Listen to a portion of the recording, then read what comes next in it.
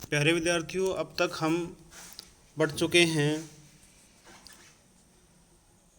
नाभिक स्नेही प्रतिस्थापन अभिक्रियाएं, और उससे पहले हम हेलो एल्केन का सामान्य परिचय, उनका नामकरण, उनका वर्गीकरण, उनको बनाने की सामान्य विधियां इत्यादि हम पढ़ चुके हैं। जो लास्ट में हमने पढ़ा था SN1 और SN2 अभिक्रियाएं, आज हम उसके कुछ एग्जाम्पल देखते हैं। तो उसमें सबसे पहली अभिक्रिया है एल्किल साइनाइड का निर्माण। उसमें सबसे पहली अभिक्रिया है एल्किल साइनाइड का निर्माण। तो एल्किल साइनाइड के निर्माण के लिए आप यहाँ पर ये बात ध्यान में रखें कि यहाँ हम हेलो एल्केन की केमिकल रिएक्शंस पढ़ रहे हैं। तो हेलो एल्केन में सबसे पहले हेलो एल्केन आएगा, उसके साथ में एक लिया हमने केसियन। तो हेलो एल्केन की अभिक्रिया जब केसियन से करवाई जाती है तो आपको यहाँ ध्यान रखने की बात यह है कि KCN में K पे तो होगा पॉजिटिव और CN पे होगा नेगेटिव। चूँकि यहाँ पर CN पर नेगेटिव है, इसलिए ये नाभिक स्नेही की तरह कार्य कर रहा है, और नाभिक स्नेही CN यहाँ से अक्ष को प्रतिस्थापित कर देगा और अक्ष की जगह स्वयं आ जाएगा। तो यहाँ पर बन जाएगा, जो यौगिक बनेगा RCN, और साइड प्रोडक्ट बनेगा KX। चूँकि इसके बाद में हम RX का जनरल एग्जाम्पल लिया था यहाँ पर, अब हम जैसे कि मेथिल क्लोराइड की विक्रिया यहाँ कराएं। हम मेथिल क्लोराइड की विक्रिया यहाँ पर KCN से कराएं तो इसकी जगह मेथिल साइनाइड बन जाएगा। अब चूँकि यहाँ पर मेथिल साइनाइड बनता है, तो यहाँ पर बात ध्यान रखने की ये है कि मेथिल क्लोराइड के अंदर यहाँ पर कार्बन संख्या 1 है, जबकि CH3Cl में कार्बन संख्या 2 है। इस CH3Cl यानी मेथिल साइनाइड का उपयोग हम अन्य बहुत सारे यौगिक बनाने में कर सकते हैं। जैसे इसकी अगली रिएक्शन हम पढ़ें कि अगर यहाँ पे जो मेथिल साइनाइड बना है, इस मेथिल साइनाइड की विक्रिया में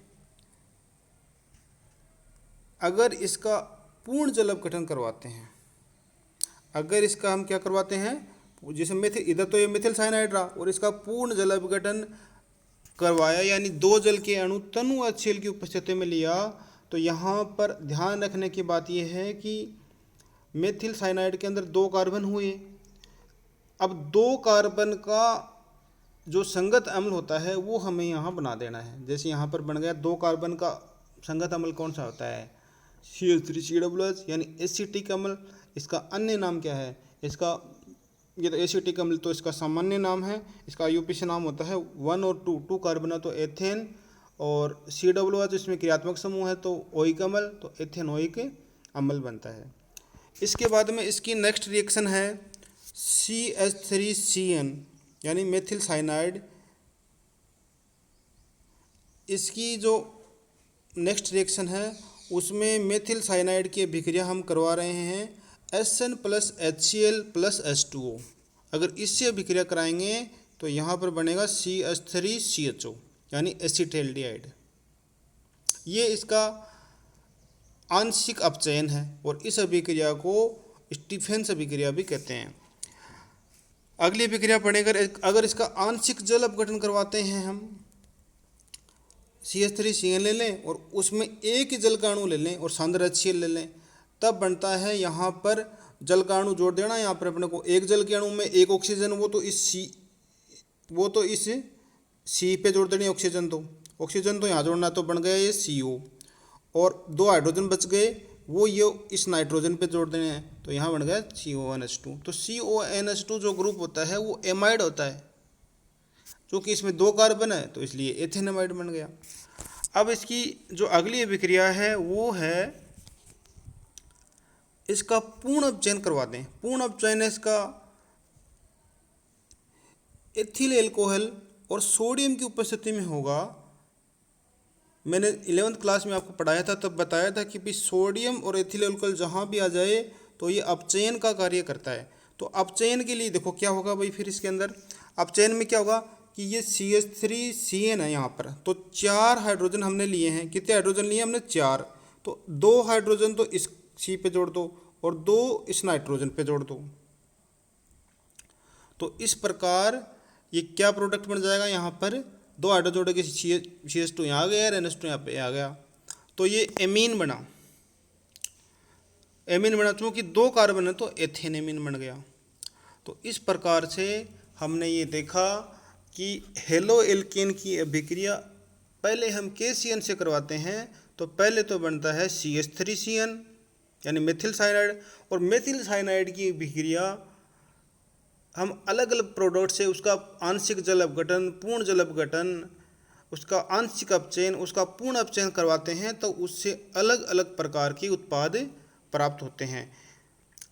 जैसे पहले फिर से मैं रिपीट कर देता हूँ कि पहले क्या किया हमने, पहले CH3CN है उसका उपयोग हमने CH3CN है उसकी पहले अभिक्रिया करवाई हमने, पूर्ण जल अपघटन करवाया उसका पहली अभिक्रिया में। पूर्ण जल अपघटन करवाते हैं तब हमें ये मुख्य प्रोडक्ट ध्यान रखना है, उसमें बनेगा एसिटिक अम्ल यानी double bond OH, C double bond OH जुड़ेगा उसके अंदर। और उसकी नेक्स्ट अभिक्रिया है कि उसका एक अभिक्रिया कि उसका आंशिक जल अपघटन करवाते हैं, तो आंशिक जल अपघटन करवाते हैं तो वहाँ पर बनेगा CONH2 यानी एक ऑक्सीजन C पे जोड़ना है, 2 हाइड्रोजन N पे जोड़ना है, एथेनेमाइड बनेगा। ये तो हो गई इसका आंशिक अपचयन और उसका पूर्ण अपचयन।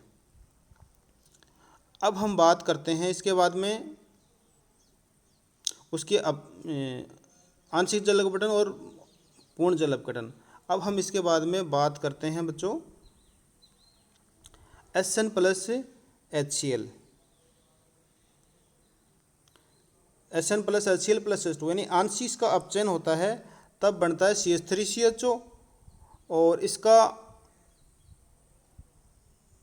पूर्ण अपचयन जब होता है तब बनता है एमीन, यानी एक इस पे कार्बन पे 2 हाइड्रोजन और इस पे 2 हाइड्रोजन हमें जोड़ देने हैं। तो इस प्रकार इसकी संगत अभिक्रिया हो गई कि जिससे 4 प्रकार के प्रोडक्ट बना सकते हैं, 2 पूर्ण जल अपघटन और आंशिक जल अपघटन से, और 2 पूर्ण अपचयन और आंशिक अपचयन से। अब इसकी अगली अभिक्रिया पढ़ते हैं। एल्किल साइनाइड का निर्माण जब AgCN की क्रिया से करवाते हैं, यानी अभी तक तो हम आरक्स की अभिक्रिया करवा रहे थे AgCN से, और अब हम करवा रहे हैं आरक्स की अभिक्रिया आरक्स की अभिक्रिया पहले तो करवाई थी हमने KCN से, अब करवा रहे हैं AgCN से। तो उसमें थोड़ा सा फर्क ये है कि आरक्स की करवाते हैं तब R जुड़ता है कार्बन से यानी RCN बनता है, लेकिन जब AgCN से करवाते हैं तो R जुड़ेगा N से, यानी R का बंध बनेगा N के साथ, R और N का बंध बनेगा, न कि R और C का, यानी RCN नहीं बनेगा, यहाँ पे RN से बनेगा, यानी एल्केन आइसोसाइनाइड बनेगा यहाँ पे। और साइड प्रोडक्ट तो जो बच गए Ag और X मिलके साइड प्रोडक्ट बना लेंगे। अब देखिए इसका अगला एग्जाम्पल CH3Cl है, CH3Cl ये AgCN से भी क्रिया करता है, तो यहाँ बनता है CH3NC और ये बन जाएगा साथ में AgCl। यदि एल्किल आइसोसाइनाइड का जल अपघटन करवाते हैं तो उससे प्राथमिक एमीन बनती है, और अपचयन करते हैं तो द्वितीयक एमीन बनती है, जो कि अभिक्रिया यहाँ पे दी हुई हैं। यानी ये बना है एल्किल आइसोसाइनाइड, मेथेन आइसोसाइनाइड, उसका अपचयन करवाया यहाँ पर और एक उसका जल अपघटन कराया। अपचयन करवाया तो क्या जोड़ना हमें, ये बीच वाला नाइट्रोजन है इस पे जोड़ देना हमें, और इस कार्बन पे हाइड्रोजन जोड़ देना है। चूँकि इस नाइट्रोजन की संयोजकता मैक्सिमम 3 हो सकती है, तो यहाँ 1 हाइड्रोजन जोड़ेगा, और इसकी मैक्सिमम संयोजकता 4 हो सकती है, इसलिए एक बंद तो इसका नाइट्रोजन के साथ है, बाकी 3 हाइड्रोजन के साथ ही बना लेगा। तो यहाँ बनेगा द्वितीयक एमीन बनेगा। द्वितीयक एमीन का मतलब ये है कि नाइट्रोजन है वो एक तो उससे H जुड़ा हुआ है, बाकी 2 संयोजकताएं उसकी R से जुड़ी हों, तब उसे क्या कहते हैं, तब उसे कहते हैं द्वितीयक एमीन। अगर इसका पूर्ण जल अपघटन हमने करवाया तो क्या करना है हमें, तो हमें यहाँ से इसका बंध जो है वो तोड़ देना है यहाँ से, और यहाँ पर 2 हाइड्रोजन जोड़ देने हैं, और इस कार्बन का अलग से अम्ल में परिवर्तित कर देना, तो वो होगा फॉर्मिक अम्ल। अब कई बार प्रश्न ये आता है बच्चों कि आपने ये देखा कि यहाँ पर हेलो एल्किन की विक्रिया KCN से करवाते हैं तब तो वो बनता है RCN, और हेलो एल्किन की विक्रिया जब हम RNC से करवाते हैं, इसे AgCN से करवाते हैं, तब बनता है RNC यानी एल्किल आइसोसाइनाइड। फिर से रिपीट कर देता हूँ, हेलो एल्किन की विक्रिया जब हम KCN से करवाते हैं तब तो बनता है RCN यानी एल्केन साइनाइड, और जब हम हेलो एल्केन की विक्रिया AgCN से करवाते हैं तब बनता है RNC यानी एल्किन आइसोसाइनाइड। अब प्रश्न एग्जाम में आया हुआ भी है यहाँ पे, तो इसका उत्तर ये है कि बच्चों क्यों बनता है। देखो भाई, बात ये है कि हेलो एल्केन तो दोनों विक्रियाओं में सेम है, फर्क किस में है, फर्क है KCN में और AgCN में। अब KCN में जो बंध की प्रकृति है, KCN में K तो प्लस और CN माइनस, यानी ये बंध बिल्कुल आयनिक है बच्चों। इन K और CN के बीच में बंध कैसा है, आयनिक है। तो यहाँ से CN फ्री हो जाएगा, सॉरी यहाँ CN पे माइनस होगा भाई, है ना, ये CN क्या हो जाएगा, यहाँ से फ्री हो जाएगा। अब CN कंप्लीटली फ्री है तो उसमें क्या होगा, यहाँ R जो हेलो एल्केन का R है उससे C का बंध भी बन सकता है और N का भी बन सकता है। चूँकि R का बंध C से ज़्यादा मजबूत बनता है बजाय R का बंध R की N से बने, अतः यहाँ पर जो अटैक होता है वो R पर C साइनाइड के कार्बन परमाणु द्वारा होता है।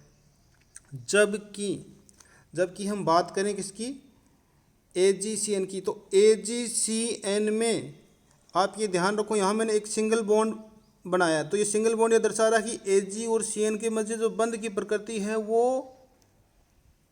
सह संयोजक है, अतः यह जो CN है ये यहाँ से कंप्लीटली नहीं टूटेगा, और अगर ये कंप्लीट नहीं टूटेगा तो कार्बन तो अटैक करने के लिए फ्री नहीं हुआ, फ्री कौन हुआ, N हुआ यहाँ से, अतः वो बंध बनेगा, वो बनेगा RNC। फिर से रिपीट कर देता हूँ, प्रश्न ये आएगा कि हेलो एल्केन यानी RX की अभिक्रिया जब हम KCN से करवाते हैं तब तो बनता है RCN, और जब हेलो एल्केन यानी RX की अभिक्रिया AgCN से करवाते हैं तब बंध बनता है, तब प्रोडक्ट बनता है RNC, है ना। तो इसमें मुख्य जो इसका कारण बताया जाता है वो इसके जो KCN और AgCN है, KCN और AgCN इनके जो बंध की प्रकृति है उसमें इसका उत्तर छिपा हुआ है। तो KCN का बंध तो कैसा होता है बच्चों, KCN का तो होता है पूर्णतः आयनिक, अतः यहाँ से K प्लस और CN माइनस कंप्लीटली अलग अलग हो जाते हैं, जबकि AgCN में Ag और CN कंप्लीटली अलग नहीं हो पाते क्योंकि यहाँ इनके बीच बंध है सह संयोजक। यहाँ बंध KCN में चूँकि आयनिक था इसलिए यहाँ पर R पे अटैक करने के लिए C और N दोनों उपस्थित होते हैं, लेकिन R का बंध C से अच्छे तरीके से बनता है यानी मजबूत बनता है बजाय R का बंध बने N से। जबकि यहाँ भी बंध तो C से बनाना चाह रहा था लेकिन C बेचारा फ्री नहीं है अटैक करने के लिए, तो फ्री कौन है यहाँ पे, N है। तो इसलिए यहाँ पर जो R का बंध बनेगा वो किससे बनेगा, N से बनेगा यानी RN से बनेगा। तो बच्चों आज के लिए हम इतना ही पढ़ेंगे, बाकी हम नेक्स्ट वीडियो में कल देखेंगे। तो धन्यवाद बच्चों।